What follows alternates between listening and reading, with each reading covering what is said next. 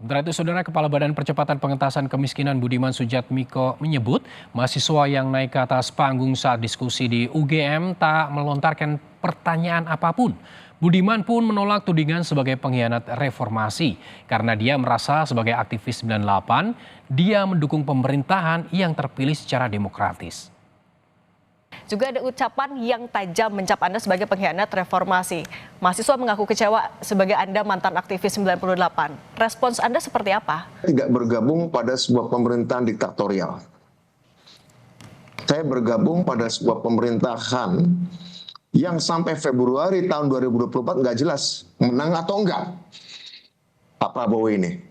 Artinya saya bergabung pada sebuah pemerintahan yang bukan hasil dari sebuah bentuk kudeta atau apa, tapi hasil pemilu. Satu, pemilu dan demokrasi itu adalah hasil reformasi. Dan kebetulan menang. Pertanyaan di mana atau pengkhianatannya?